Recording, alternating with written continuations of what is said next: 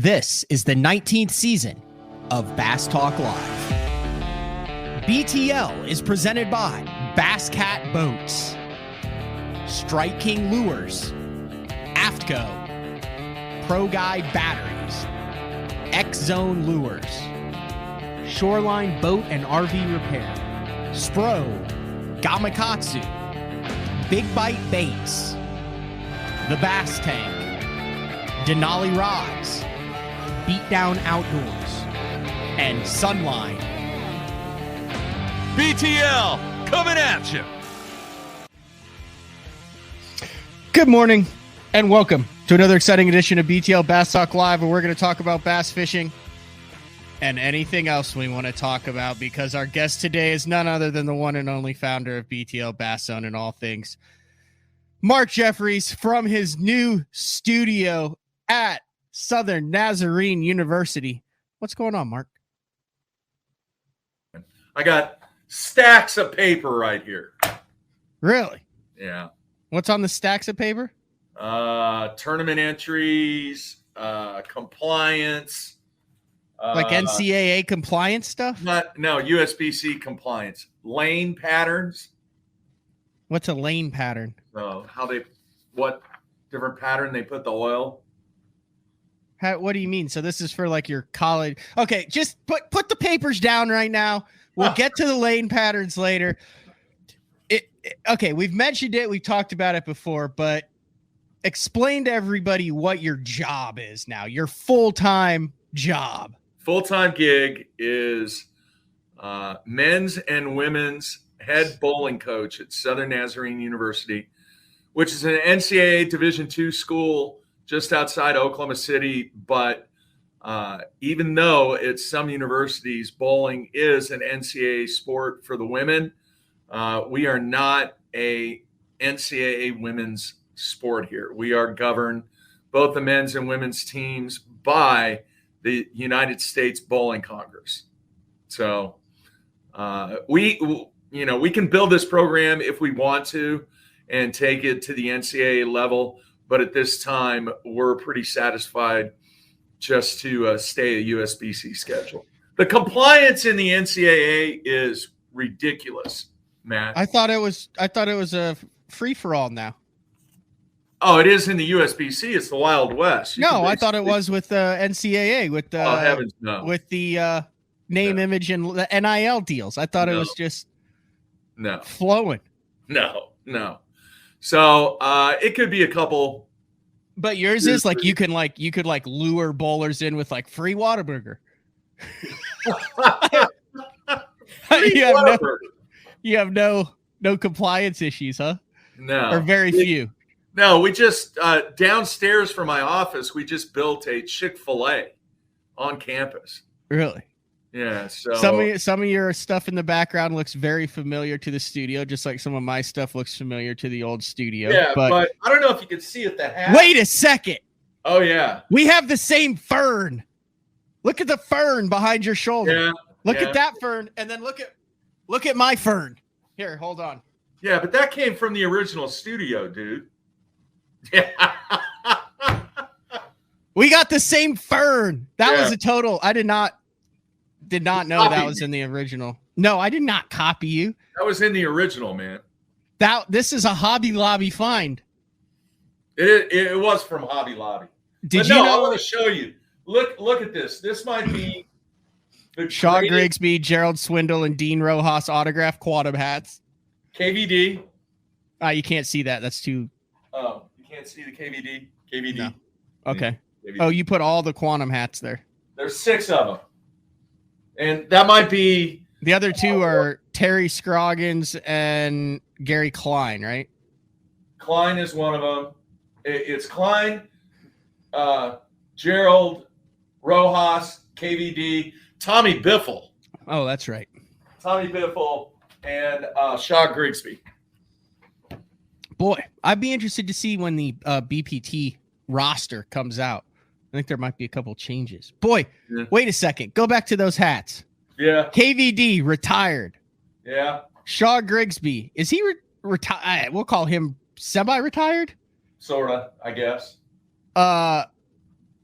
Who else? Swindle. Okay. There's two of those guys who retired. Rojas, and Tommy Biffle. Okay. And then you got some bowling stuff up there as well. Gary Klein. Yeah. Yeah, that is a bowling ball that I shot 300 with, but it is completely cracked out. It is a mess. Some would say I'm completely cracked out. Yeah. And then I've got the Curtis Joseph goalie stick. Cujo. Yeah. And then, you saw those. The Sugar Ray Leonard boxing gloves. You remember those? Yeah. Yeah. It's all stuff that's been in the studio before. So full-time bowling coach at SNU.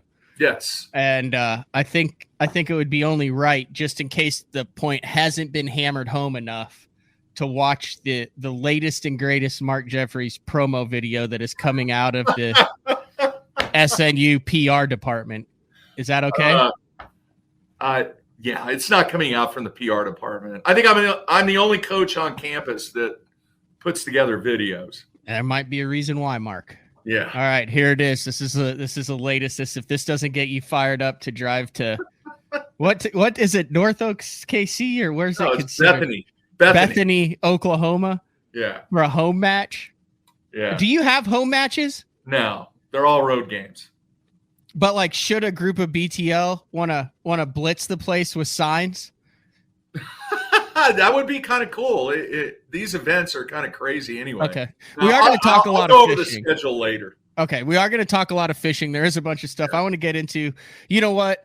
When the Alabama rig came out, we beat that horse till it was so dead that you refused to even say the word Alabama rig. Remember, It was called like the rig that shall not be named. Then it was a rigatoni and all that. We're in a era right now of talking about things that it just won't go away, and it's forward-facing sonar and its application in I mean, like I go into some interviews, and I know you probably don't watch the show much anymore with your full-time coaching gig going on. But you know, I did a whole deal with Zaldane on it, and then Gerald Swindle just came out with something on social media.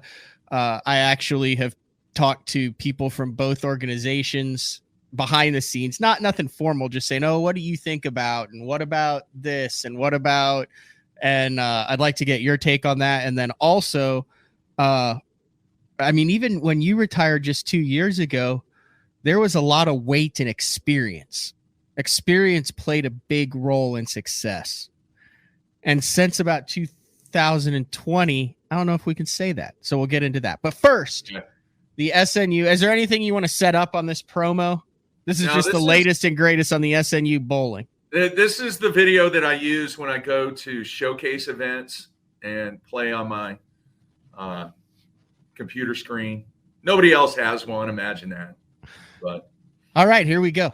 All right. Without further ado, the BTL world premiere of 2023 SNU bowling. The Crimson Storm is building. Here we go.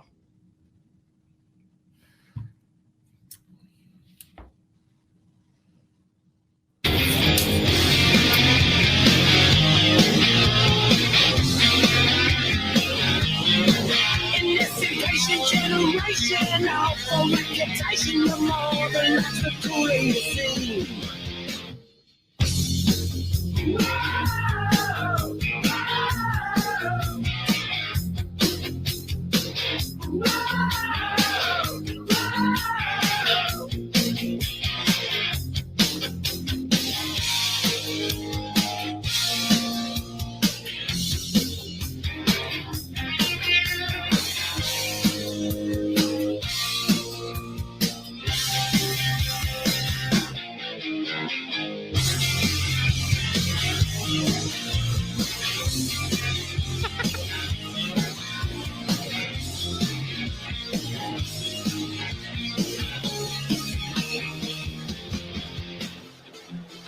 Miko Koskinen chipped up the middle of McDavid flying.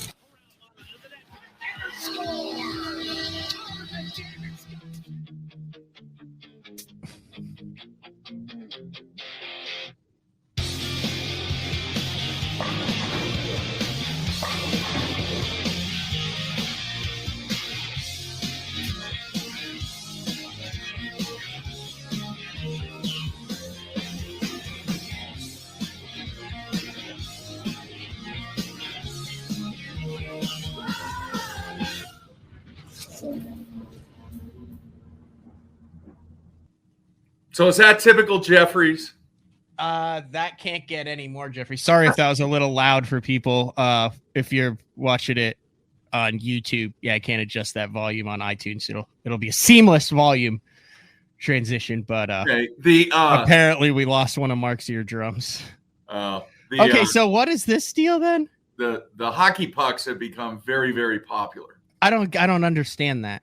So when you go to these events, everybody has the same stuff.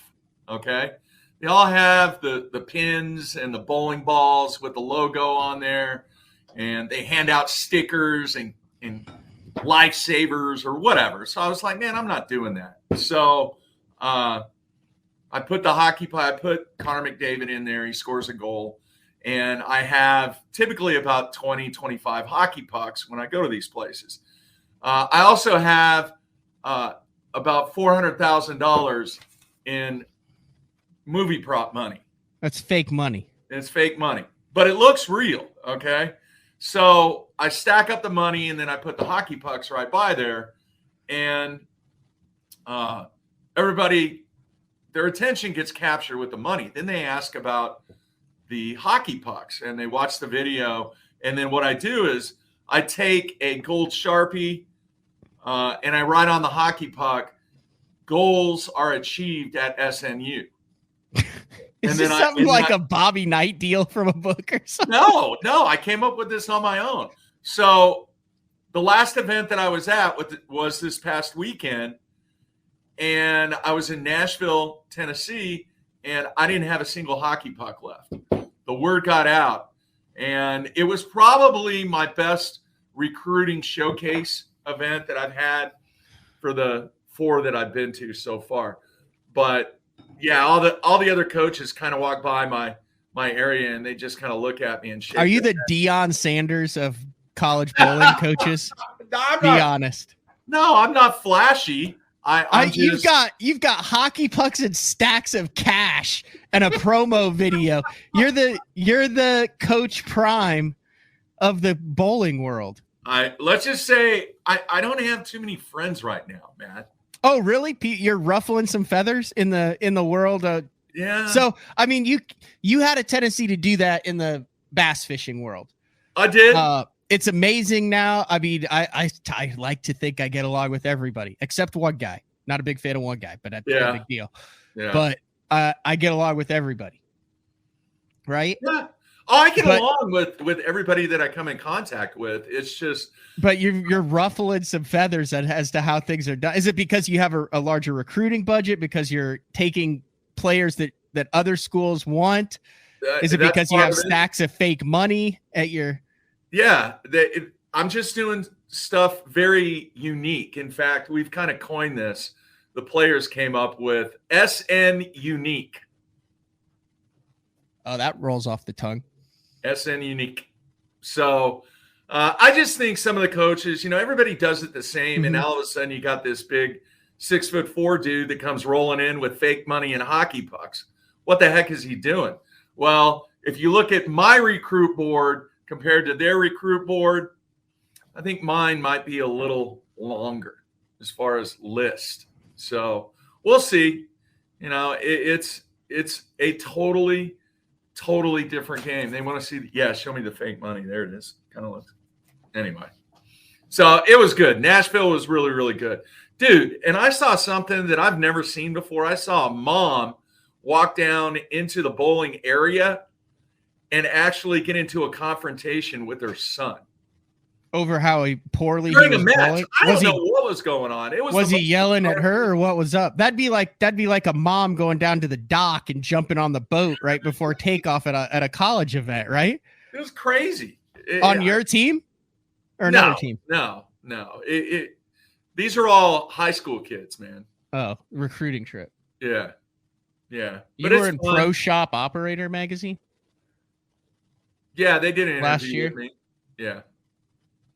And then I was on the Storm Collegiate podcast because normally this doesn't happen, Matt. We talked about that. Normally, to become a college coach, you either have to be a high school coach or really be entrenched in the bowling coaching world. And I tell people all the time when I recruit that, hey, look, if you're looking for a bowling coach, go somewhere else.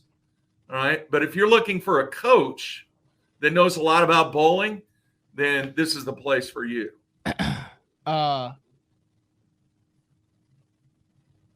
you This doing? represents Jeffrey's second or third career, depending on where you rank, a rather notable side gig that was a media startup named Z3 that was the first to live stream professional fishing, became the primary. Wow.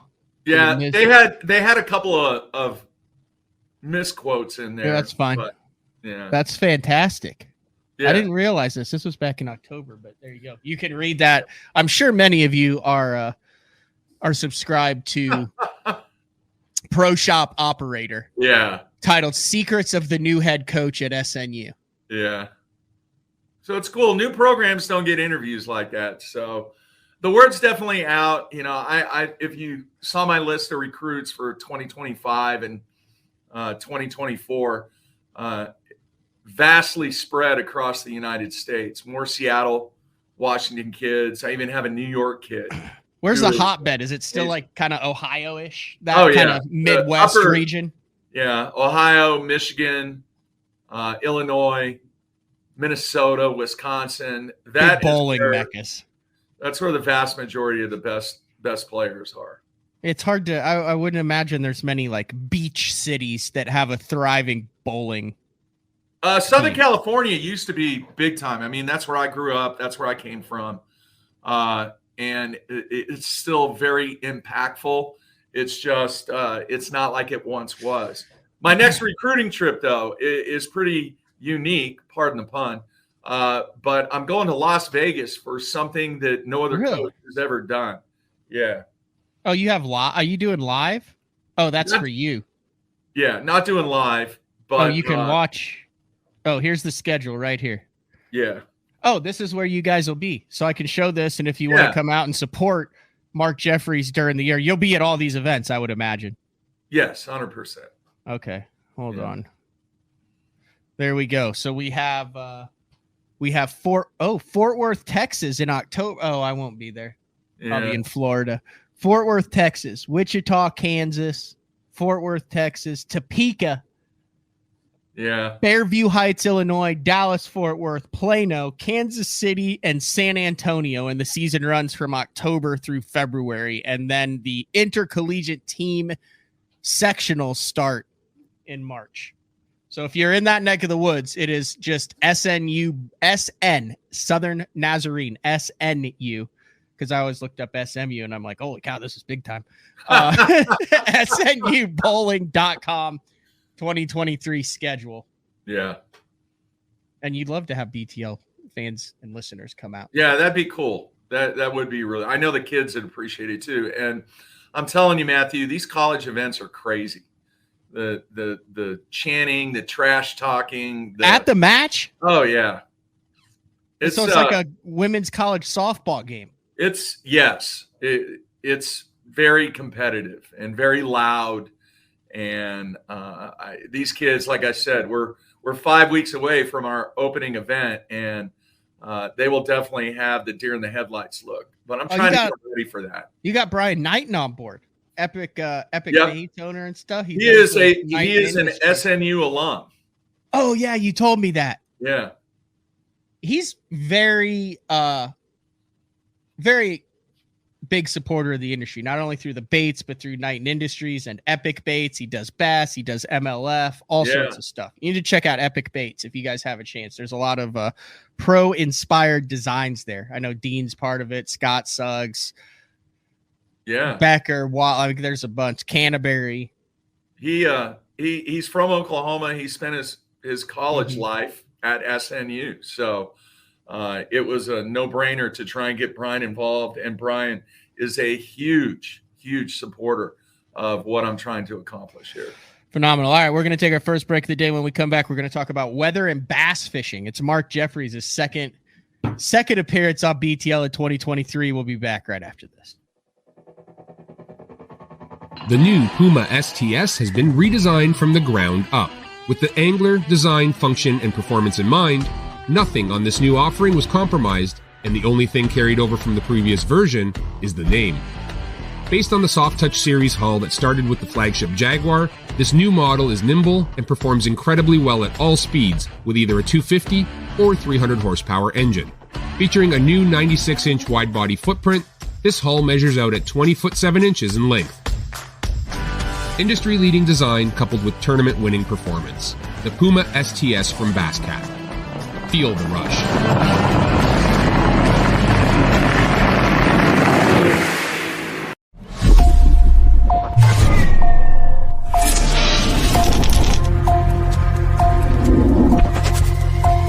Everything you need, one legendary brand. Taiwan on Strike King.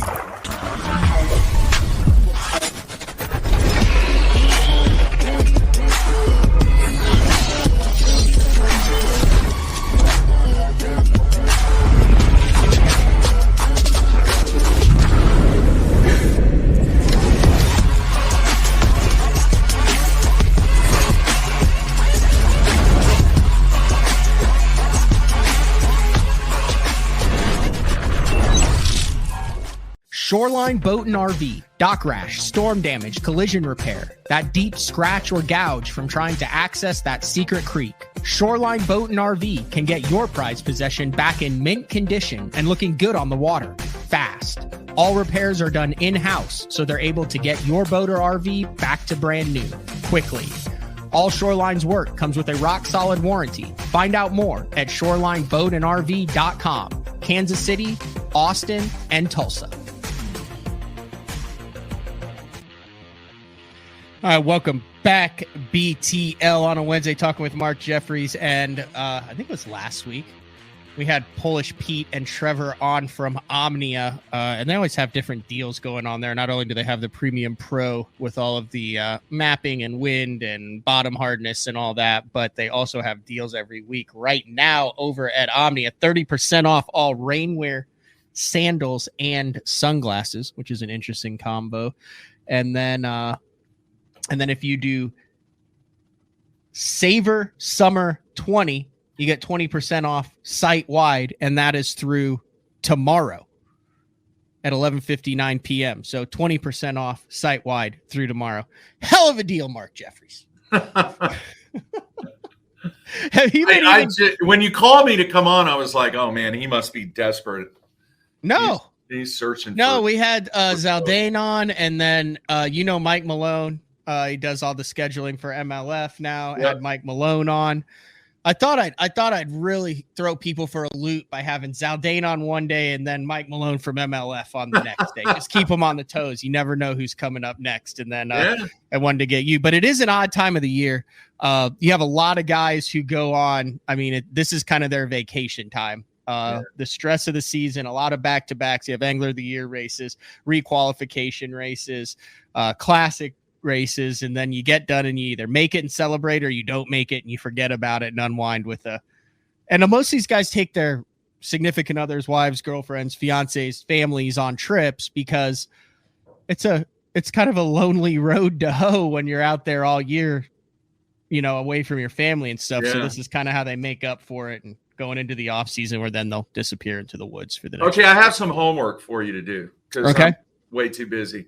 I want you to tell me on the Elite Series how many guys made close to $100,000 without winning a tournament. None, like two. Okay, 2 or 3. Is that because? Well, it's really hard to. It's really exactly. I don't think Welcher did.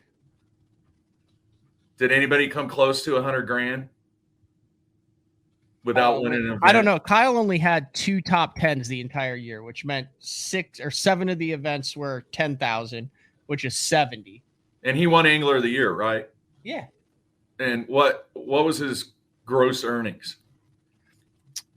Well, I mean, he won $100,000 for winning Angler of the Year. Yeah, so. Forget about that.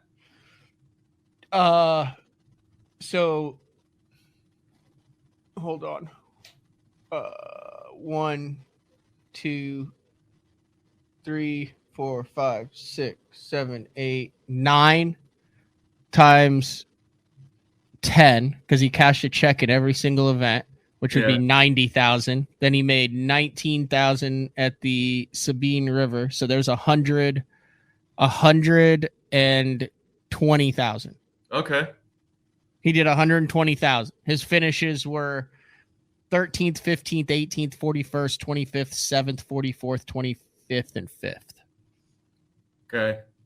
You know, I thought So he about did this. almost $250,000 with 100,000. That's a great year, man. That's a very solid year. Not as much as the guys are making over on the BPT, though. But still, At the top. Yeah, for that's a not very winning- strong year. Yeah, especially for not winning a tournament. Because over on the Bass Pro Tour. Okay, let me test your intelligence, of which you should know this question. Who won? No, English- it is roughly about the same thing that the guys are making because there's only 1, 2, 3, 4, 5, 6, 7. Now I don't know if Heavy Hitters is in here or the Team Series stuff is in here, but there's 7, 8. So who won? Who 10, won 11. Angler of the Year last year?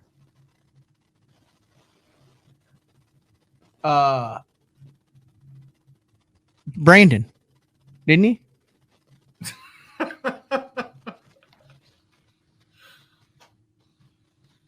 Was it? When did Oh, Seth Fighter? no, that was multiple times ago. Oh, What's your point? can't remember. Yeah, I can. Was it Brandon? Yeah. I'm sure the answers are flying up on the It comments. was Brandon. That's what I said. And then before that, it was Seth. Seth, and then it was Clark, if I am correct. And then before Clark, it was Scott Canterbury, if I'm correct. Let's see. Yep, I got that right. And then before that, it was Lucas. And All right, then they so bounced. let's get right into it. It'd be interesting to see from an Angler of the Year perspective how much influence that forward-facing sonar has had on that title over the past 5 years. Yeah, I think based on some assess interviews, it didn't have very much at all in his. I know in Polynix, let's be honest, it did not, because when he won, Hummingbird did not have the technology available to have effective forward-facing sonar. Right. So, I mean, he won Angler of the Year in 2022. And I mean, I know they had Hummingbird live. So, I mean, it might have played to that extent, but I don't think it was massive. So here's This year at 100% was Welcher's an intra-season enigma. I think he's a combination guy, but he definitely used it in the last ones. So here's the thought is forward-facing sonar going to win titles, or is forward-facing sonar going to increase your ability to get a check? What do you think? I think it's the same because everyone's using it now. Dude, I'm not kidding. If you'd asked me this 2 months ago, I would say there's absolutely no way that this thing gets not banned. I don't think it'll ever get banned, but limited in some extent. Dude, I mean, especially over the past like month or 2 months, it's on the table. I mean, whether it's a viable option for it to get limited or banned or nothing, but I mean, it's on the radar. I should say that with the organizations. Does that make sense? Yeah. In other words, they're assessing. Do you think they're assessing how much impact that this equipment is having on their tournament series? I don't think they're assessing the impact that it's having. I don't think they care how they're getting caught. I think if it's impacting their viewership and the bottom dollar, that's where. So I would love to see. So like if everyone's bitching about it, but the viewership numbers are the same or higher than they've ever been, well, then there's no incentive because you're getting paid by the electronics companies and your viewership is high. So all you're hearing is a loud minority. But That's an interesting point.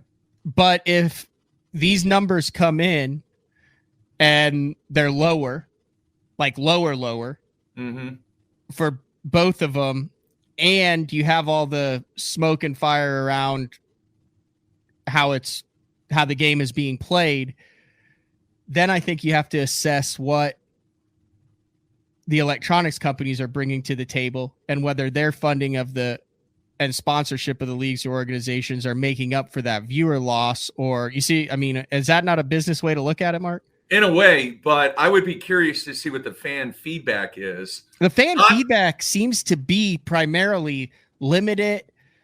I mean, you've got the grumpy old, oh, ban it in my day, you know.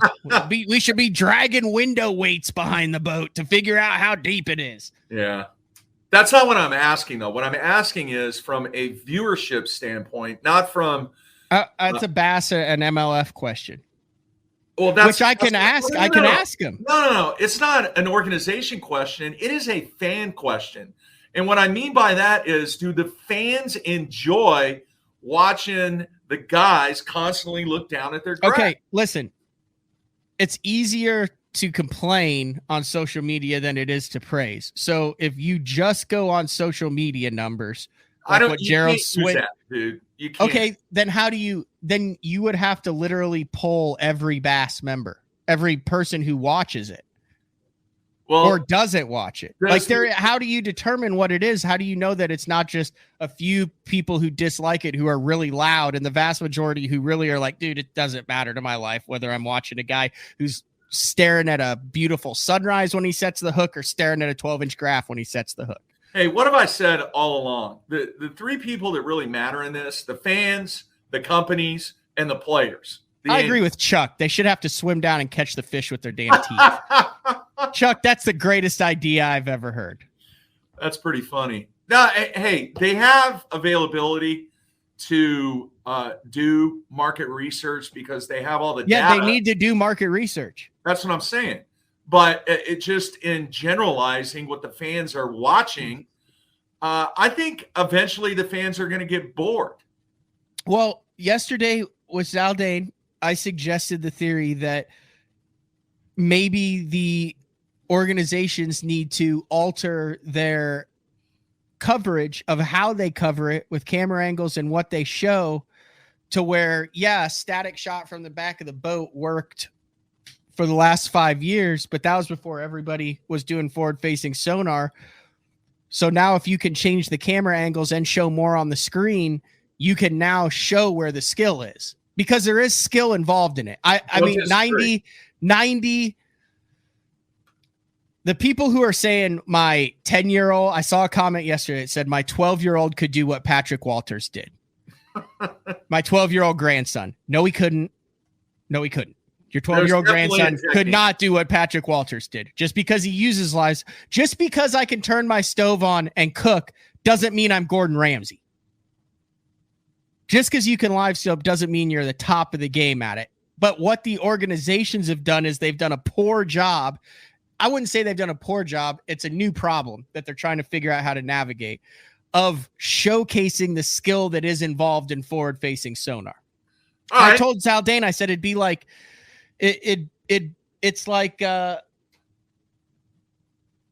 getting 2 points and they just show that you scored 2 points, but they don't show how. So whether it's a 360 windmill dunk or a layup, like it's like, oh well, I can lay it.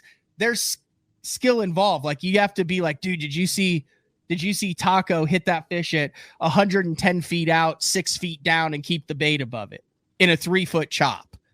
Like that's the stuff that people don't understand where the skill and talent is, but it's not on the anglers to showcase that. It's on the organizations to figure out how to make that viable or make the technology illegal to use to some extent. All right, here's a question I would really like to know. I would like to know anywhere in the nation, is there a tournament trail, Muskie, a individual trail, whatever, that has banned forward-facing sonar? I know the professional Muskie Trail did, and that was it. That's it. Do you think that the fans would be more entertained and learn more if they did not allow, say they had one tournament a year where, hey, guys, you can't use forward-facing sonar? Would that generate some interest from a fan base?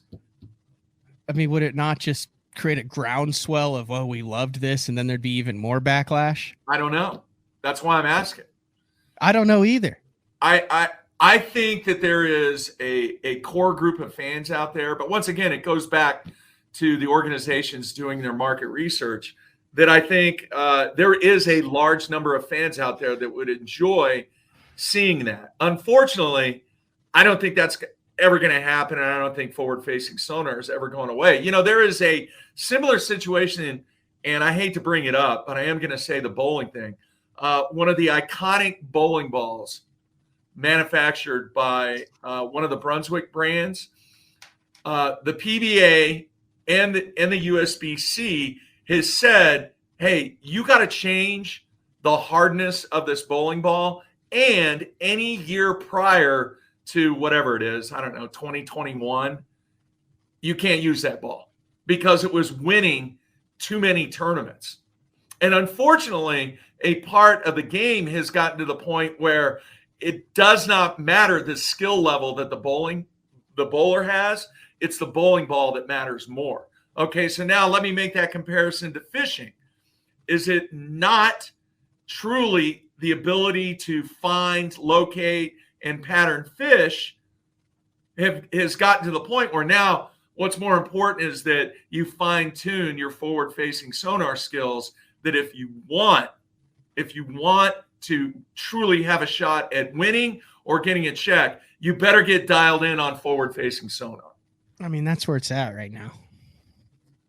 Do you think people are sick of talking about it and sick of seeing it?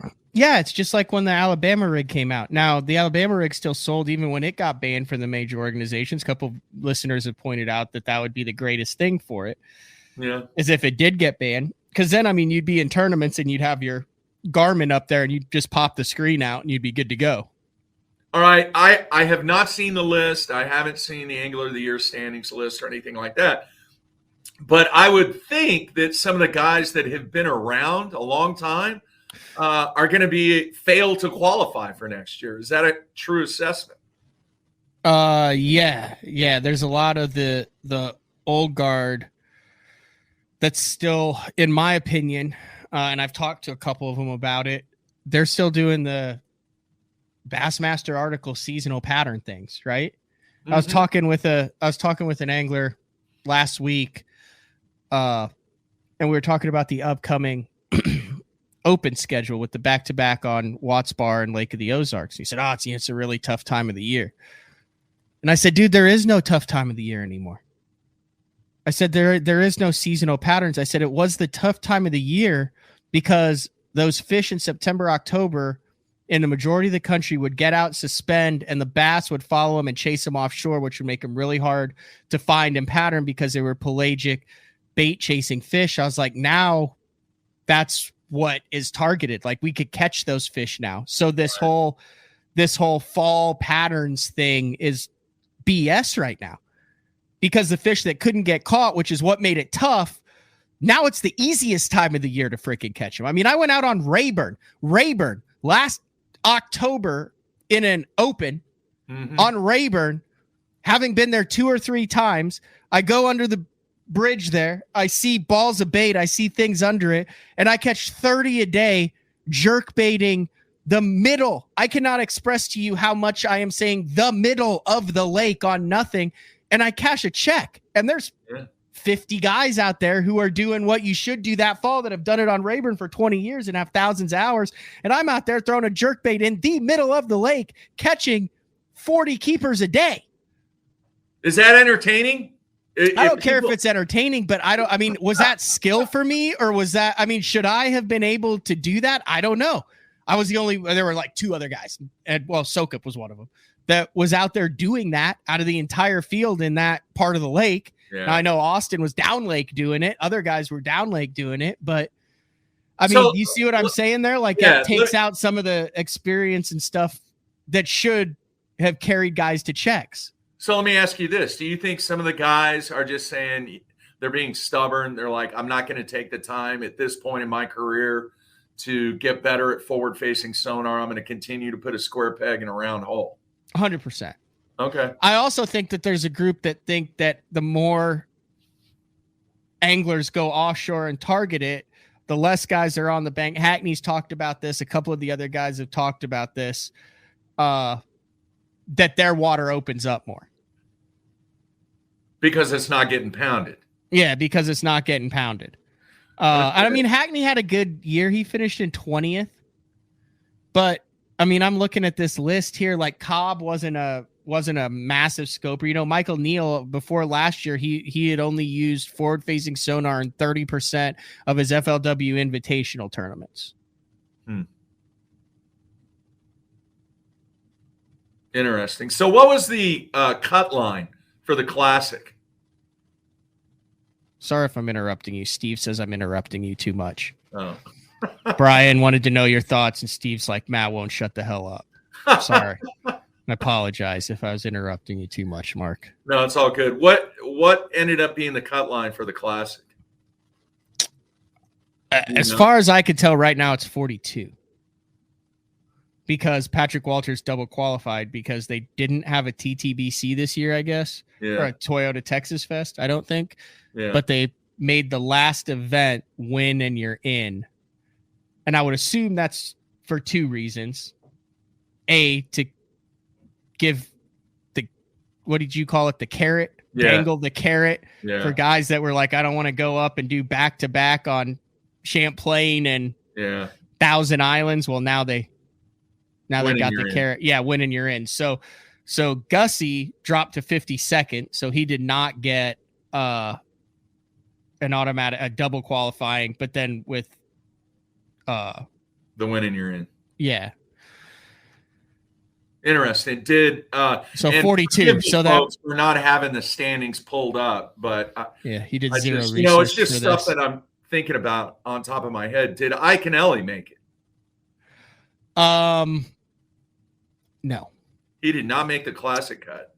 Yeah, that was an interesting end to Ike's year. So he was top 10. He started the year with like 41st, 10th, 11th, 34th, and 48th. He's in the top 10 in the Angler of the Year. And then his last three, which are smallmouth, which I would like to know what Ike's. So you're telling me the last three events were smallmouth events and Iaconelli did not make the Classic? 73rd, 86th, and 79th. Wow. That's what I said. I texted someone. I said, man, if I had a puppy, I would keep it away from Mike Iaconelli because he would punt that thing right now. I promise you.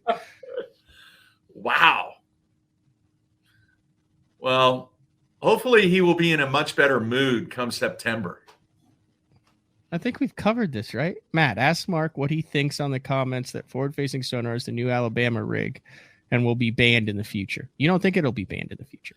I don't. And the only reason that it's different than the A rig because you're not putting millions of dollars in play based upon the sales of the A rig.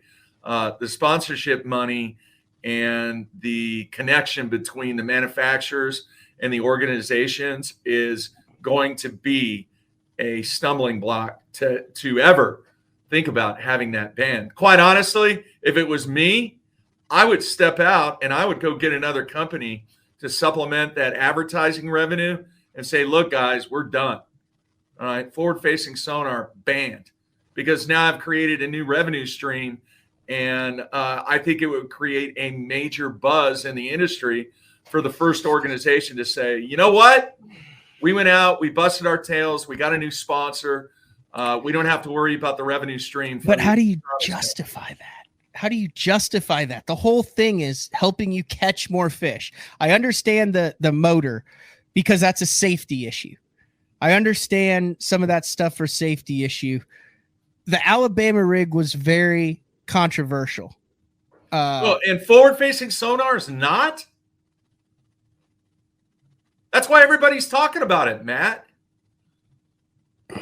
It's very controversial. The reason is because it goes away from what this sport was founded on.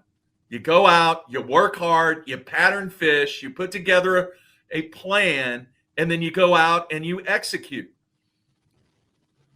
All right? You can do that. You go out, you can't search, do that. You hunt, you find, you wait, and then you look down. I mean, that's what the game is turning into. And I don't think it's entertaining. I don't think the fans are enjoying continuing to watch guys look down at their screen. And I think the vast majority of people think about this, Matt, and I don't know who has said this before, but for people that are wanting to get into this game, is the first thing they have to do go out and buy forward-facing sonar if they want to catch fish? No, but for people who are wanting to get in the game, I mean, I would love to see the stats on someone who goes bass fishing 2-3 times and then puts it down and never picks it back up. How much more likely are those people to stay in it if the first couple times they go out, they can watch a fish go down and eat their stuff, and they're actually catching fish and they're hooked on it and they're going, oh my gosh, I watched it bite it. Dude, now they're freaking fans. Now they're anglers for life. You and I both know the likelihood of that happening to somebody that let's say they drop 10 grand on forward-facing sonar. They don't know how to use it. You have said on this show, I know when I was still around, that it takes months, if not years, to master that technique. So then it is a skill. It is a skill. But what I'm saying is that's not going to get people to enjoy and become a part of this game more. Honestly, if I had the ability to make a decision or make a ruling on this, I mean, I'm kind of outside here anyway. I as an organization, I would meet with my sales staff and I would say, look, we want to ban forward-facing sonar. It doesn't matter what company. So I need you guys and girls to go out and market our brand to bring in additional revenue to cover the fallout that might take place from us banning forward-facing sonar. Now, if I'm the electronics companies, am I going to go, oh, well, you're banning forward-facing sonar, we don't want to be a part? I'm not going to do that. If I'm smart, what I'm going to do is I'm going to say, okay, I understand it. Now you have to create a product and a marketing campaign that's going to capture those people that the vast majority probably agree with the ban on this. Okay? It is a very complicated, simple situation. You either ban it or you don't. If you ban it, you got to make up the revenue just in case those companies don't want any part of the ban. You know, I honestly, the marketing research, I would love. How would you do that? To do that. Like, explain how to do that. Like, what does it it involve? Okay, I'm Bassmaster. I want to do market research on the product that I'm putting out on FS1 and on the live show. You have information on every single member in Bass, right? You could do an email campaign. Yeah, it may end up in spam. Yeah, it might end up in your junk folder or whatever. But the feedback that you get, put it on the very front page of your Bassmaster website. We want your opinion. Give us feedback as fans of the game. Should forward-facing sonar be banned? And don't do it in a social media platform because you never know. At least this way you would have trackable data and feedback from your actual membership. So what percent is enough? I'm not really sure how. 60% comes back. What if 60% comes back and says, yeah, it should be banned? But then you've got 40% that say no. Like, what's the number where you're like, all right, this is the tipping point. It needs to be regulated. I don't think you can say, all right, if they're over 70%, we're going to ban it. Because I don't think, obviously, that it's just the fans that are being affected by this. I think you need to get feedback from the anglers themselves, and I think you need to get feedback from the companies, quite honestly, because you still want to work with them. You don't want to go, oh, hey, listen, we're going to ban forward-facing sonar. We don't want you to be involved now. No, you put together a game plan that makes it better for all three parties that I've always said that you have to take care of: the fans, the sponsors, and the anglers. All right, there shouldn't be a decision made without taking into consideration those three things. And if you want to throw a fourth one in there, it's the organization itself. You have to make the decision that is really the best thing for all four pieces. But I think the most important thing is the fans and the anglers. The fans drive the consumer behavior on what's taking place on any of these tournament trails. Okay, so what happens then when let's say hypothetically, let's do a hypothetical scenario here, Mark. Both organizations say we're done, no forward-facing sonar whatsoever in 2024. Not going to happen, but let's say in 2024. Okay. Now you got a bunch of guys on tour who just qualified, who use forward-facing sonar, who are in their 20s, who that is their game. That would be like telling Steph Curry there's no more three-pointer in basketball.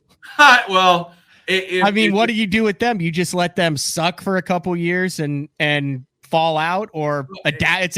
You're basically like adapt or die. You got here on forward-facing sonar, but now you got to stay here without it because you got a bunch of people who got here without it that are now trying to figure out how to stay here with it.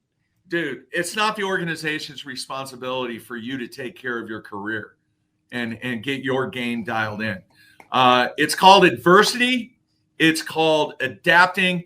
It's called doing what you have to do to be successful. Hence, that's why a lot of guys right now are suffering because they haven't adapted to the way the game is being played now, and they're suffering. It's their choice. And look, if you step up and this is what you want to do in life and you call yourself a professional angler, which I think still is one of the most overused terms in this game. But if you truly are a professional angler and you earn your living catching fish, then by gosh, you better do whatever is necessary to improve your career and adapt to the rules and the situations that are turning into what you need to do to be successful. All right. So one of the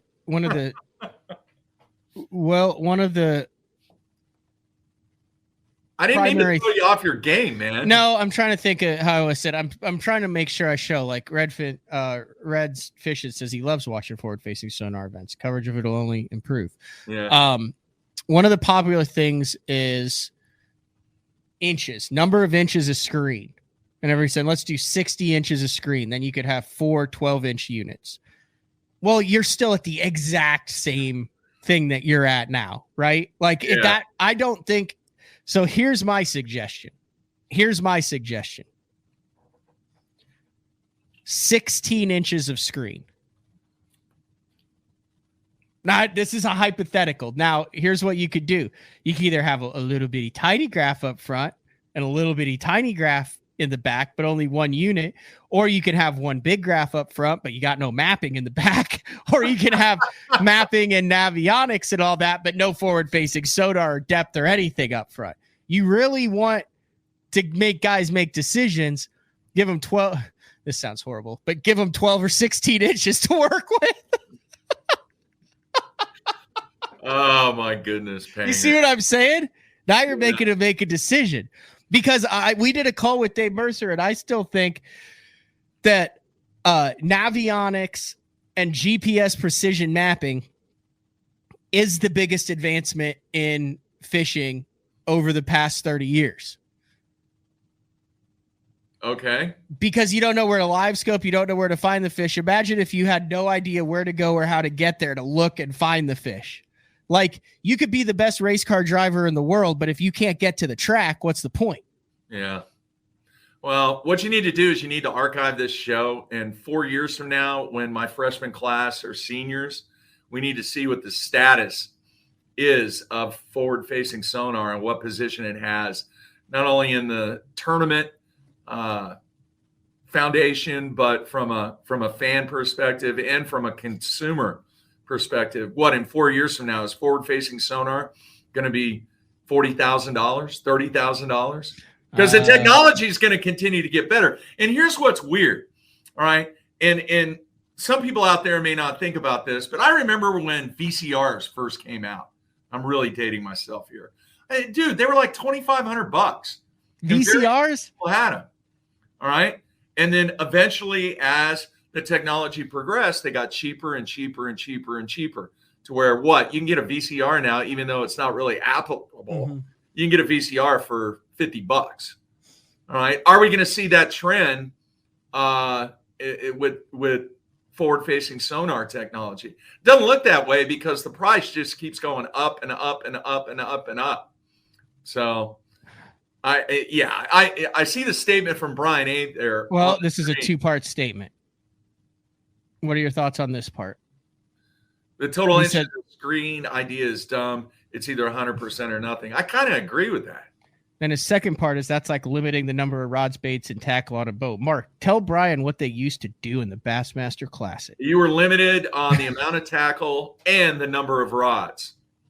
And I don't even remember what it was. I think some years it was 8, might have increased to 10. But your tackle amount was limited too. And once again, that is more of a purist thing. And I think a lot of the purists out there are upset with forward-facing sonar, and it's been it's been a revolution of how the game has changed. And as we're plenty aware of, Matt, some people just don't like change. But it is going to see how going to be really interesting to see how this thing evolves over the next 4 years, because decisions have to be made. And making no decision is still a decision on the organization's part. But I'm really curious, me being the bean counter, is the price going to continue to increase? And will it get to the point now where you've got a $100,000 bass boat, with the motor, and you got $50,000 worth of electronics on there? And let me break it down like this. Think about this, Matt. Obviously, you've been entrenched in the game for a zillion years. But for the weekend person that spends their disposable income on a new bass boat and goes fishing, if they fish 20 times a year, 20 weekends a year, that's a lot. Agree or disagree? It's a ton. That is a ton. So the vast majority of the people that have that bass boat and tournament fish and spend that money, realistically, they're probably going out maybe 10, maybe 15 weekends a year. Are people going to make the decision that that is what they want to do with their disposable income? When are we going to reach that point of the sine curve where the price point is going to get to a spot where finally people are saying, you know what? I'm not paying $150,000 for a bass boat. I'm not paying 15 grand for electronics. When is that going to happen? It's going to happen. It's just a matter of when is that going to happen. And I can't see the vast majority of people being able to continue the trend that's taking place. From a debt management standpoint, that's how the vast majority of people are surviving right now. They are stretching out the payments. They are extending the time period. But now you've got this major thing going on with interest rates. I am really, really curious to see how the revenue aspect of this whole forward-facing sonar is going to end up, because with interest rates going up and the fact that disposable income is going down, it's going to be a big challenge.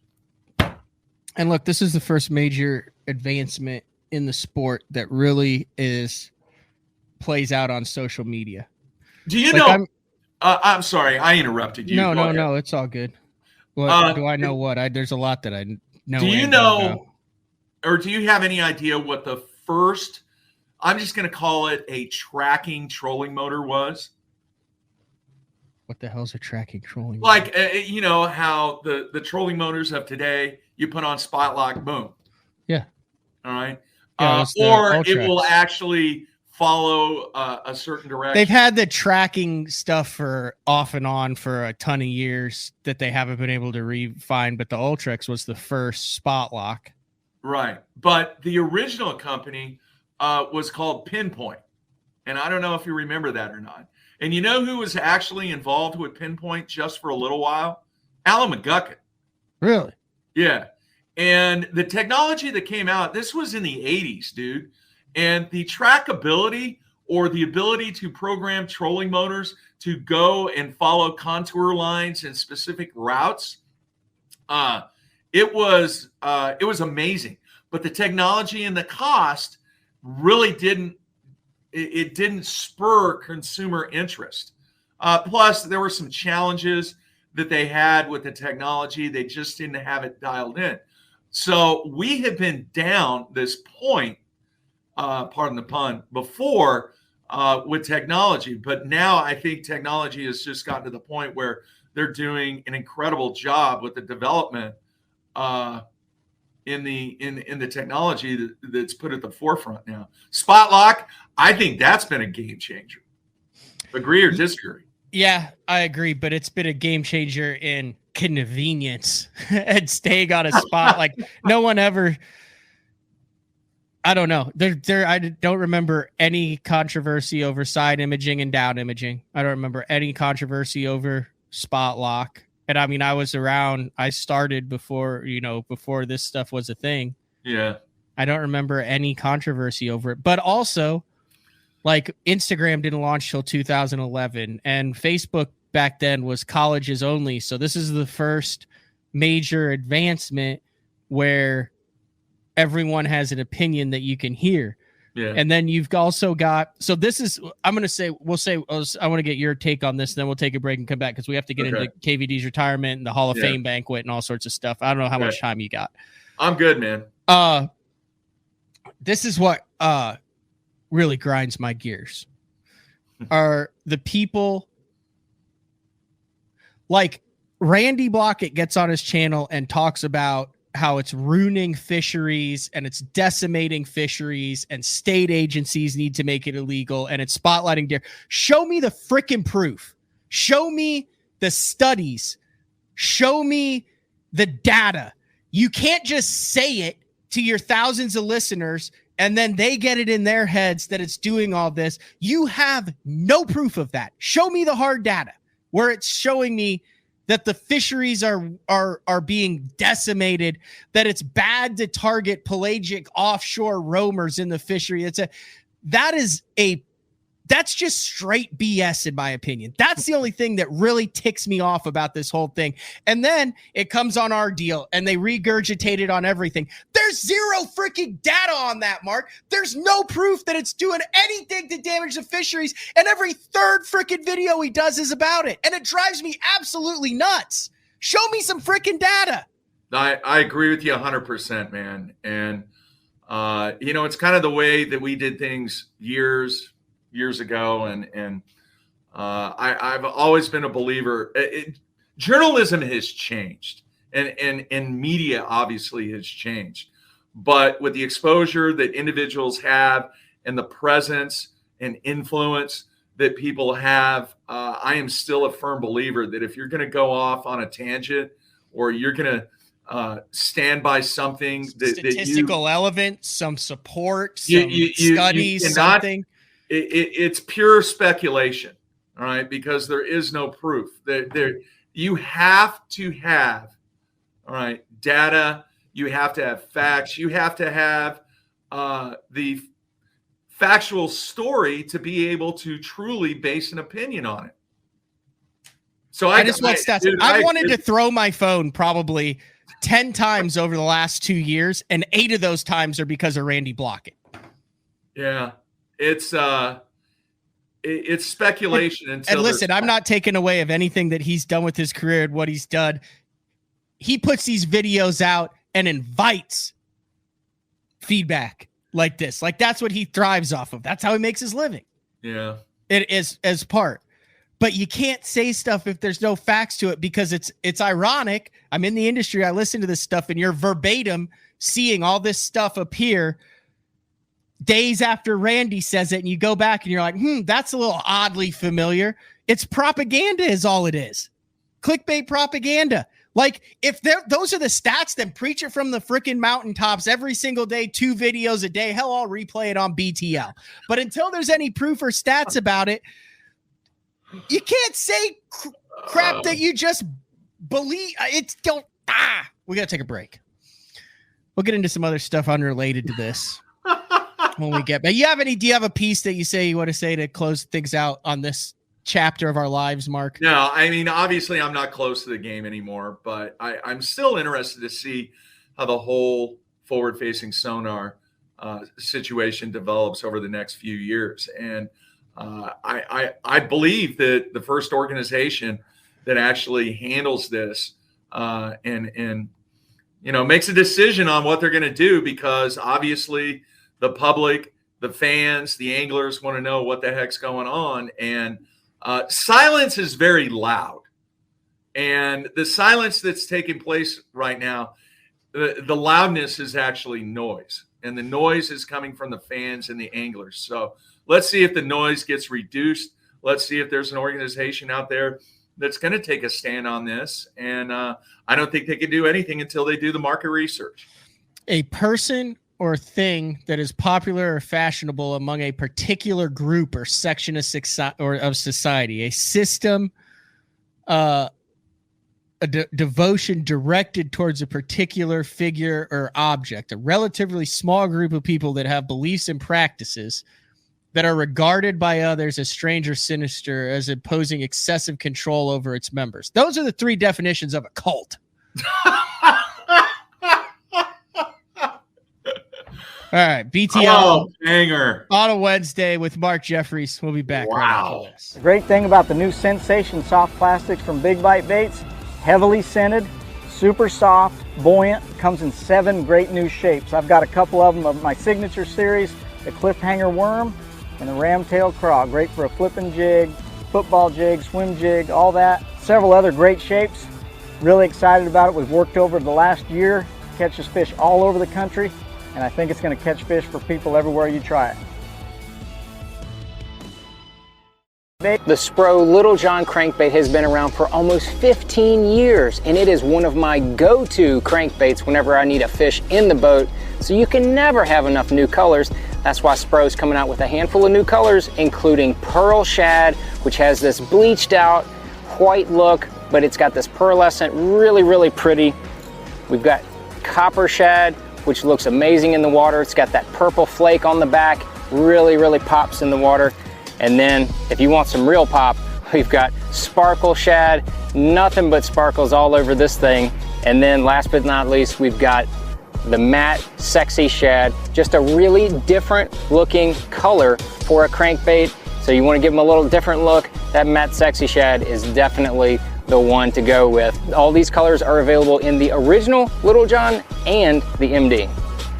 I'm the kind of guy that never leaves the house without a pocket knife, and Gamakatsu's come out with the EDC series of knives. EDC stands for everyday carry, so whether you're on the water or off, you can always have it with you.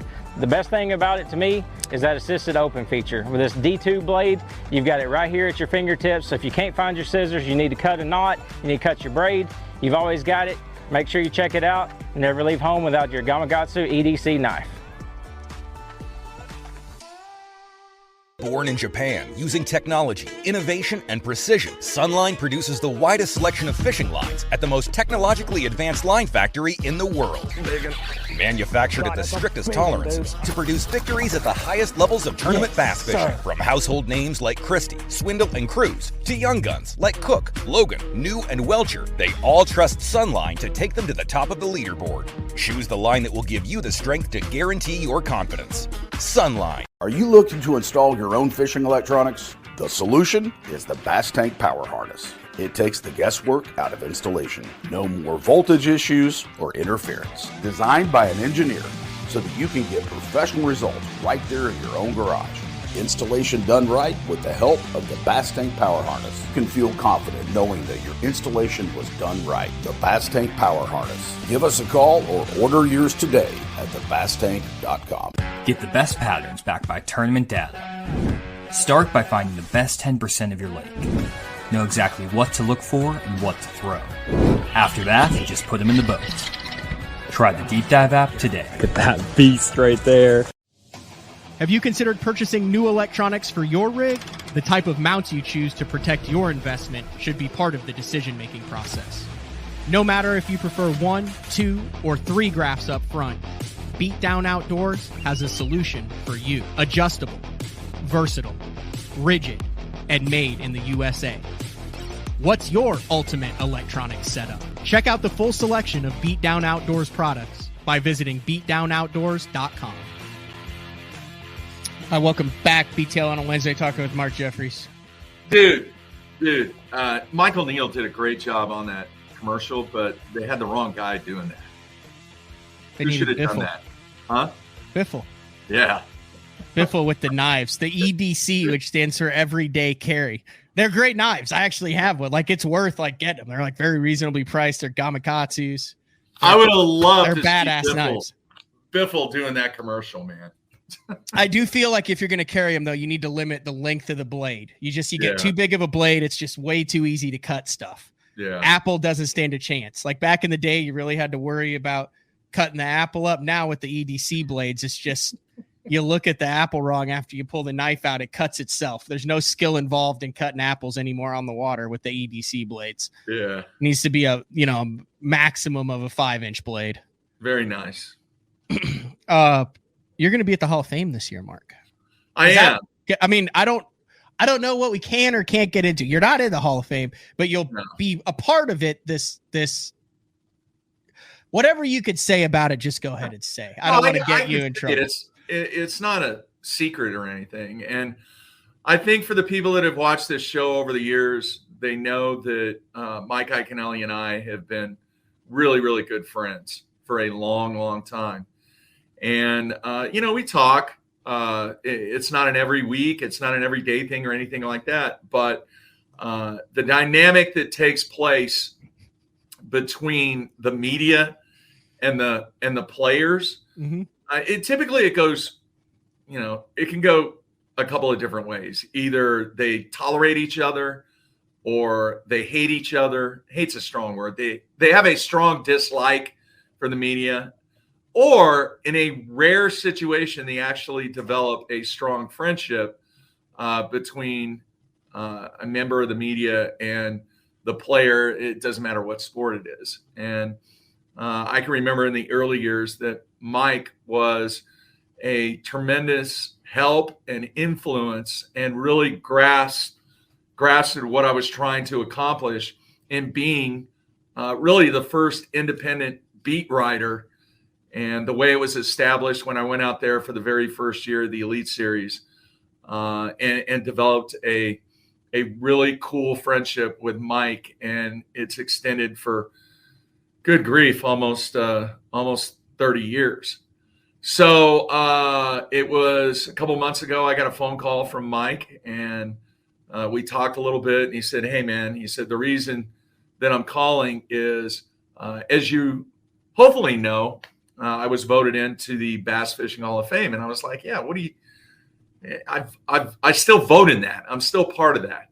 I said, "I voted for you," and we just started laughing a little bit. He said, "Hey, Becky asked me who was I going to have introduce me at the Hall of Fame, and he told me that there was only one person that I wanted to do that, and that was me." And he asked me, he said, "Mark, would you be willing to introduce me during my Hall of Fame induction ceremony?" And it kind of floored me. I was overwhelmed. I think it's one of the coolest things that somebody in the industry has asked me to do, mainly because Mike was there when I started out, and the friendship, the projects that Mike and I have worked on together, just some of the memories that we have. It was a very, very special phone call. So on September 28th, when Mike Iaconelli is inducted into the Bass Fishing Hall of Fame, I will do the introduction for him and introduce him to the crowd. And when you think about all the people that have been a part of Mike Iaconelli's life through his bass fishing career, I am truly honored to be the one selected to introduce Mike. And we were the only ones to do a documentary specifically on his life, not necessarily his tournament aspect, but just his life aspect.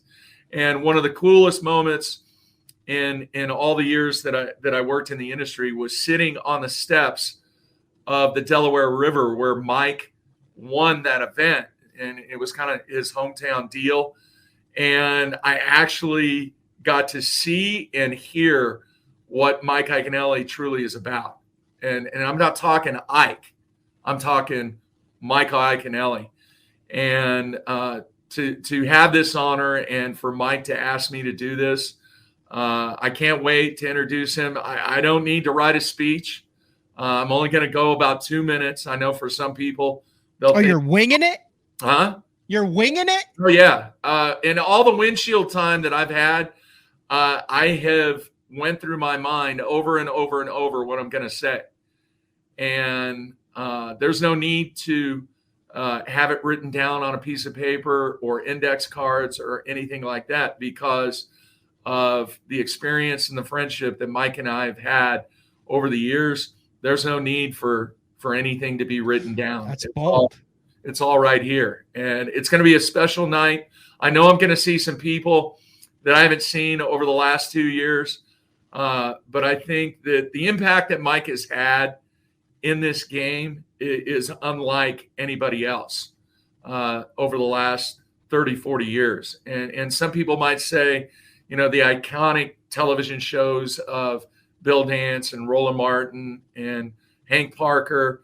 But when it falls back to what I coined many years ago, the 3 E's, the educate, entertain, and engage, there are very, very few anglers, professional anglers, that have taken that and run with it in a manner of how Mike has done it over the years. The other thing, too, he's accomplished some stuff that other people just have not done. He won the Federation Nation. He won the Bassmaster Classic. He was Angler of the Year. And, the year he won Angler of the Year, I was the only guy around Mike when he dove into the water to try and catch his line when a fish broke off. Only one picture exists of that moment. And I have that picture, and it's actually in my studio at home. But so many memories, so many life memories, not just fishing memories, in my friendship with Mike and with Becky over the years. Could not be more honored than be the man that's going to introduce Mike at the Hall of Fame. That's well said. Have you seen his list of hobbies on his bass? I was trying to figure out what you were going to say. Have you seen what his list of hobbies include under his biography on Bassmaster? No. What are they? Fishing, breakdancing, collecting old ink bottles, which I think he does. Okay.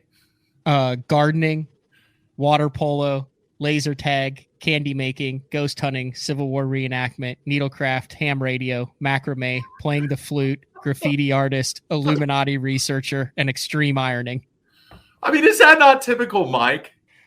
It is. He was not a happy camper at the last event on stage. And I had a lot of people that right after were like, well, what are your thoughts on what he did on stage? And I'm like, dude, there's a reason why he's going into the Hall of Fame. He breaks the mold. And he's Mike Iaconelli. I'm sneaking in a dog, and right when he gets announced and gets up on stage, I have that thing. I'm going to start poking it, and it's going to start barking. I actually sent him a text, and I did not get a response, but eventually I will. That's just how he is. And, the word passion and so many other words go along with Ike. But if you haven't seen the documentary, and this is not a shameless plug or anything, I think there are some scenes in that documentary that people really haven't seen Mike Iaconelli. And the opening scene is him working in the garden with his daughter. And he was really into it. And that just kind of gives you an indication of what kind of a family person that Mike is and how important his family is. So it's going to be an incredible night. Looking forward to it, September 28th. And, I can't wait to see what Mike says on stage during his acceptance speech of being inducted into the Hall of Fame. There it is right there. I mean, he is is that Stella there? Look at, she's like a little toddler there. I think she's like a lacrosse superstar right now. I'm not kidding. I think that was the last time I saw. I think she's like, yeah. So, and that was the first 20 feet deep that I did. And I spent a week with him, and it was so cool not to see Ike, but to be around Michael Iaconelli. So well deserved, and can't wait to be a part of it, man. All right, I also want to get your take. You covered KVD just as much as anybody else has over the years, if not more. Bass Zone was at its heyday when KVD, well, he's been at the top of his game for decades, but when KVD was untouchable during that Angler of the Year run. Your thoughts on his retirement? Was it I don't want to put you in any direction. Your thoughts on his retirement? I just think that it's cool that there are people involved in athletics and in any sport, and even for the people involved in fishing, to where they know when it's time to walk away. And I respect him immensely, not just as an angler, but everything that he has contributed to this game. And I wish, and I think a lot of other people feel the same way, it would have been cool to see the greatest of all time walk off the Bassmaster Classic stage for one final time and ride off into the sunset. But, you know, we all know that the decisions are made and things happen for a reason. But at the same time, there are very, very few people over the next 50 years of this game that are going to have more influence and be more dominating from a tournament perspective than what Kevin has done. You know, a quick funny story. This is real quick. I remember I went up to his house, and it was the first time that I had been on the water with him in Michigan. And, you know, this is a goofy old man from California that had no idea what a Honeycrisp apple was. Right? I didn't know the difference in apples. And Kevin loves Honeycrisp apples. So before we went, most goats do. Before we went back to the hotel that night where we were staying at, before we went on the lake, he goes, "Man, I got to go by the store. We got to get some Honeycrisp apples." And I was like, "What are you talking about, man?" I said, you seriously, we got to go by the store and get apples? He goes, "You've never had a Honeycrisp apple?" And I was like, "No, an apple's an apple. I don't know what they're called. I have no idea." And he introduced to me Honeycrisp apples. And ever since then, man, I love the Honeycrisp apples. But it's just kind of a weird, unique, quirky thing about KVD. And when I was in the boat with him, in his boat, when he wasn't tournament fishing, it was amazing to see the skill, the effort, that defined line that he was so far above from an angling standpoint. It's just I'm glad that he has decided to go out at this point in his career, because I think he still has an enormous amount of value to the fans of this game, to the sport itself, and continuing to represent the companies that he's been involved with for years. So kudos to everything that he's done for me and to the sport, and to given to all the fans. Is this a Honeycrisp apple? That's a Honeycrisp apple. That's a Honeycrisp apple. And $1.99. Yeah, there's something really unique about them, because they're really they're kind of sweet, but they're not mushy. Yeah, I hate a mushy apple. That's why I like the Granny Smiths, because they're crisp and tart. Yeah, but this has sweet and crisp. Yeah. All right, I'll ask you a question that doesn't have a right answer. And in order to answer it honestly, you have to think of KVD as more of like a commodity or a thing, instead of a human being with a soul, feelings, and the ability to make his own decisions. Correct. Did KVD retire? You have option A, B, and C. A, the forward-facing sonar revolution, and he realized that he is behind the 8 ball, and he just didn't like the way it was going, and he could tell based on the last 3 years that he wasn't going to be able to get ahead of this thing, and he was going to get beat. B, I'll identify it as organizational tomfoolery, and we'll leave it at that. Or C, he was really ready to hang it up.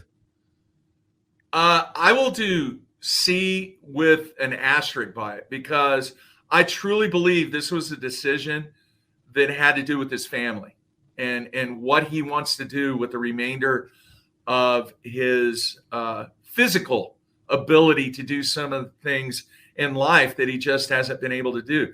Dude, think about how many years this guy has been going at it. 33. That is a ton of time on the water. Plus, throw in all the promotional trips, all the demands that are put on this, the initials KVD. I just think he got to a point where he sat down with his wife. His kids are off. Obviously, he's got empty nest now, and he's like, I think I'm done. I think I want to enjoy the time that I have left, still be involved in the industry, but do some things in life that I just have not been able to do. And some people might say, what are you talking about, Mark? He's the greatest angler of all time. He can do anything he wants. And I don't think people truly understand the time commitment and the sacrifice that KVD gave this sport over those 30 plus years. And now I think it's finally time that he spends some time with his wife and enjoying the results of just one of the greatest careers that this game has ever seen. Take any human emotion out once again. Yes or no question. Does KVD make a cast competitively with a Bassmaster shield on his jersey ever again? No. And I really, really believe that. I think he is. I think he's done. Okay. Option. What do you think? Option. I've already got over it. I don't think he's done. I think he thinks he's done, but dude, he might show up at the Thursday night fruit jar. Listen, I'm not saying that I know the guy. Yeah. I'm not like best friends with Kevin, right? Yeah. But I've been around Kevin, and he has to be competing in something. He has to be. That's his essence. Dude, I'm telling you, for 30 plus years, I agree with you. But I think everybody reaches a point where they are ready to walk away. All right, so TV show, yeah, charity work, product development, nothing, all of the above. All of the above. Okay. Yeah, he's still going to be connected in the industry. The initials are not going away. The one exception to that, about eventually, everybody comes to a point where they have to walk away. Who's the obvious exception to that point? What do you mean? In the angling industry. Who walked away? Who doesn't walk away? Oh, Rick. Yeah. I don't think he'll ever walk away, dude. No, but I don't think he needs to walk away. And I think that's one of the beautiful things in the sport is it is capable of anglers having longevity of it. And at certain time you earn a freaking right to stay there and be there. And Yeah. Rick is there because he's utilizing his Legends points. I think Fritz just ran out this year, by the way, Yeah. but he's utilizing his Legends points, which he earned, which gives him a spot on the Elite Series. And his wife, Melissa, posts a bunch of stuff on the Instagram and Facebook for him. And she said, hey, posting for Rick. Rick had a great day on the water. He thoroughly enjoyed himself. He caught 20 keepers. He had 17 pounds. The standings don't reflect. I mean, Rick, for as much as he's preached integrity and quality of life and like what he does, he's still living what he does. And dude, like the fact that he's even able to go out there is massively inspiring. And you forget he's won twice out of the last 6 years, but like I look at him like totally different now. He's a guy who is still living his dream every single day and appreciates it and knows what he has. It's awesome. It's awesome. I agree. It's awesome. I hope he does it till he's 85. I agree. All right, now let me kind of get your thoughts on this. These are two things that I believe should happen with the Bassmaster Elite Series, and you can tell me if I'm off my rocker or not. One, I think because of the age of the Elite Series now, and because of the age of the anglers, I think during a Bassmaster Elite Series event, there should be a limited number of sponsorship exemptions for tour veterans. In other words, if you add, and I'm just going to use the number 4, okay? Let's say the number of sponsorship exemptions is 4. I believe that Bass should allow 4 sponsorship exemptions, if that's the right number, to people that have been a part of this sport as a recognized seasoned tour veteran, such as a KVD or such as a Jay Ellis or whoever, that if they want to participate in one event a year, that boom, they get that sponsorship exemption. Let the fans enjoy it. Let the guys that have made this game better, give them an opportunity if they want to fish one tournament a year. What's 4 more spots really going to do in a Bassmaster Elite Series? Agree or disagree? Well, they would just compete for the money and not the Angler of the Year points. Yep. It would. Clay says sponsorship exemptions are messy. I've also picked up that bad habit from you where I go, agree or disagree? Yes or no?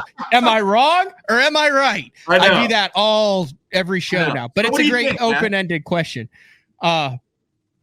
Yeah, I agree that sponsorship exemptions are messy because then you end up with the scenario of a guy who's sitting on a spot that a guy who's fishing for the actual points is also fishing. And then you have the dude, you're in this for a one-off. You need to let me have it. So it does have the potential to affect the outcome. I also see the positive side of it with the golf and the sponsor exemptions that they have for every tournament. I think it could work both ways too, where you could have a superstar college or high school angler that actually gets in the field and it could jumpstart his career. You can have the legends, you can have the hometown hero. I think it's a slippery slope when you start doing that, when you get exemptions for anglers that have extreme or that are very good on specific bodies of water. So how do you know that you're not going to have a guy who's like, well, this is the local guy who's the absolute stud. We're going to give him a sponsorship and then let him in this tournament. All right, timeout. I'm only talking about, you put the legends category. That's the only ones I'm talking about. Okay. Right? If you have a list of legends that are eligible for sponsorship exemptions based upon their contributions to the professional fishing game, that is where the local or the legend sponsorship exemption would come in. No, I agree. I still think a Legends Tour, I've said this before and I'll say it again, a Legends Tour, Great Lakes only, fall of the year when the wind's really howling, 0 canceled days, GoPro in the back of the boat and strap these guys, you got to be at least 70, strap these guys to a butt seat with bungee cords and send them out in Buffalo. You want to see viewership numbers like never before. Oh my goodness, you're going to kill them, Matt. You want to see viewership numbers like never before. It's called the EST, the Extreme Senior Tour. and no nets. You got to make these guys red. No nets. No nets. 12-hour days. Oh, you're brutal. You're brutal. All right. I'm just saying. The second thing I think we're at a stage that the Elite Series needs to do is, how many years are we into this now, Matt? This will be the 15th. So 2006 was the first year. So 6, 16, 17, 18, 19, 20, 22, 23. This is the 19th year. All right. We're 17th, 18th. Yeah, 20 years. Yeah, we're approaching 20 years. Either that or we're right at 20 years. I think 17. I think that they need to have a tournament of champions. I've said this for a number of years. I think you go back. That'd be a great way to get Kevin back on the water with bass. 100%. That's why I'm bringing it up. I just think that from a historical perspective, now would be a great time to put forth the TSC. And you have it limited to 40 guys 35, whatever the number is. I don't know what the number is because I haven't done the research. But you create a, for lack of a better term, a cutoff point that for every time somebody new wins their first tournament, the guy that was in the 35th position falls out of the Tournament of Champions. All right. But there have been a number, obviously a large number of Elite Series events where you have champions. I think it would be great for the fans. I think it would be great for the sponsors that want to get involved with this. And I think it would be a win for the organization, too, to recognize those champions over the years, kind of like in a weird way how they recognize all the Bassmaster Classic champions with the banners that hang from the venue. But like they're going to listen to me. I mean, they're not going to listen to me about anything, but I just think that there's enough history, there's enough champions that a Tournament of Champions absolutely 100% needs to happen. What are your thoughts, Matt? Yes or no? Am I right? I 100% agree, and especially it would be easy. It would be easy to do it on the day before or after an Elite Series event where you can utilize the same stage, and they have it on like a TVA fishery at like Pickwick. If like Wilson or whatever is off limits, they could just go one lake down the chain and have it during a good time of the year anywhere that TVA, and it would be very easy to implement with minimal resources. Agree. All right. One other thing that I since we're talking about this, that I would really like to see is one time, because obviously a lot of them have passed away, but I think it would be enormously cool if you had one time every single Bassmaster Classic champion that's alive show up to the next Bassmaster Classic. I think they kind of do that anyway, don't they? No, they kind of, they bring people in. I'm talking about the entire group. Get them up on stage before the final day. Yeah, even at the expo. Have a 5-minute montage where they're standing there watching. I think that the relevancy of that title hopefully will not deteriorate over time. I still think it is. It's getting stronger. Yeah. It's getting stronger right now, Mark. It was in jeopardy for a while. I feel like it is getting stronger. I agree. But I think that if you're a champion, I don't know. I mean, Ken Duke may know the answer. I don't know how long it's been since every living Bassmaster Classic champion has been together. Probably the greatest angler debate that they had in like 2003. I think it was just a handful. I don't think it was everybody. I think they need to do that. And hopefully the fans agree with me on that. I talked to Ken. So, we were talking, ironically, two of the guys we've talked about. Timmy Horton came out with just a master troll list of his top 15 of all time. And he put KVD at 2 and left Ike off of the list. Go figure. And so I had him on the show to ask him that. And to Timmy's credit, he came on. It made sense. He's wrong, but I value his opinion. Where was I go? Oh, so this led me down a rabbit hole because Jacob Wheeler was number 1. And then Wheeler posted on that and said, there's no way I'm number 1 on Timmy's post. And then he called me and I ended up talking to Wheeler for like 2 hours about all sorts of stuff, that included. And then I called Ken Duke and I was like, dude, we got to do something about this. So Ken Duke, being Ken Duke, sat there and he's like, okay. So he comes up with a formula to gauge. So he's trying to take all of the subjective things out of the equation. Yeah. And he spent a lot of time. I don't want to give any of it away, but he then took X number of anglers. You have to have X. I'm not giving any of this away because he's doing this. X qualifications. And he ranked like 200, or I think it was 141, to be honest with you. Guys, it was 141 that had X qualifications and X qualifications applied a certain. And he came up with actually the greatest of all time that you can rank from 1 to 141.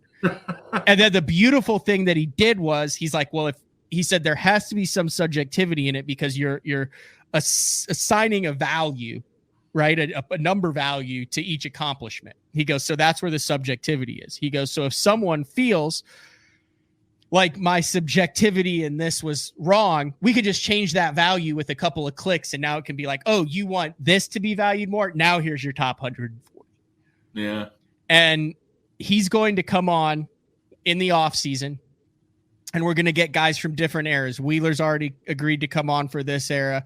I'm going to try to get Larry Nixon on for an era, maybe a Denny Brower, a 90s guy like an Edwin E. Well, but guys who came in like that 2000s deal. Get guys for different eras, have Ken on, have him do the nerd fishing thing, break out all 141 with the assigned values, and we're going to do an entire week of actually ranking who the greatest of all time are. That's cool. And then we're also going to break it down so far by era. So then you can do like 60s, 70s, 70s, 80s, 80s, 90s, 90s and 2000s, and 2000s, 10s, and then the live scope era. So you can say his is who was statistically best in the 90s, who's statistically best in the 2010s. This is who's been best since the live scope era. And it'll put that whole debate to bed. I like it. That the fans should love that too. That should be a great series of shows. It will be. Yeah. What else do I need to do show wise? You did this show for forever. What am I missing here, Mark? I don't know, man. I'll have to think about that. I think it's kind of cool that the stuff that you've done over the last, almost 2 years, dude, you continue to do a good job. And I hope the fans appreciate the work that you're putting in, because you're kind of wearing that two-headed monster. You're trying to catch fish at the same time and be a business owner and put together the show and get it into position where it continues to be the finest podcast live show in the bass fishing world. Now that is subjective. That is not an object. That's not an objective opinion. Oh, but you're doing it. I mean, you're trying. You're executing, and hopefully you continue to learn every day you walk into your studio there at your house, that everything's not going to go right every single day. But you know what? You learn from every time that you're on the water, and it seems like you're learning every time you walk into the studio what is successful and what you need to improve on. So continue to do that, man. You still check your email? So if there's listeners out there that want to email you concerned about how I'm just running the show into the ground on a daily basis, can they still email you at mark@basszone.com? Yeah, that's still it. In fact, I'm going to do a shameless plug here real quick. Okay. I was cleaning out my garage and the studio, and I've drilled so many bowling balls lately that the studio is a wreck. Okay. So I'm trying to get everything organized, because we're going to have a team dinner after we do our video shoot over at my house here within a week or two. And I found 2 brand new in the box Lowrance HDS live units that I didn't even realize I had. Yeah. All right. So if anybody's out there willing to their HDS 12s, and they're lives? They're lives. Are you sure they're lives and not Gen 3s or not carbons? They're not carbons. I think they're like a year old. Okay. They're not. They would have to be more than a year old. Huh? They'd have to be more than a year old, because I've been running it for almost 2 years now. Okay, well, that's me being away. I don't know what they are. They might have been the first lives that came out. You can use active target. They're active target enabled. Okay. But they do not have the active target transducer. Yeah. All right, but you can get that at thebasstank.com. Yeah. So if anybody's interested in 2 12-inch brand new units, shoot me an email, and the money that is taken in from that is going to go directly to the bowling program for more equipment. So kids can never have too much equipment, too many bowling balls. And from what I've seen over the first week of practice, they're going to need some equipment, because the college game is different. It's not anything that they've experienced from a lane pattern. Oh, yeah, we got to finish. Let's finish on what is the lane pattern all about? So, like, this is the first pattern that they practiced on. And these patterns were created by somebody at Kegel, which is the machine company that makes the machine that puts the oil down on the lane. But you see it's very flat. Mm-hmm. No, I don't. But, I mean, flat. If you're telling me it is. Right. But the flatter the pattern, the tougher the pattern. And college patterns are extremely tough. And it's kind of like when you play golf, man, and the rough is high and the greens are super fast. Yeah. Course is tough. Right. Well, but do you have college bowlers who are good because they can read and adjust to the patterns and they understand what each pattern does, and then it's just like on the water where you're like, oh, that guy's a natural. Yeah. Okay. So the exposure that a lot of these players that are part of the program is very limited in that. So it was definitely a challenge for them the first 2 days of practice, but it did expose the fact that yes, they definitely need some new equipment. So please, if anybody is interested in 2 brand new Lowrance units, 12-inch HTS Lives, shoot me an email, and the price that we agree to, throw me an offer.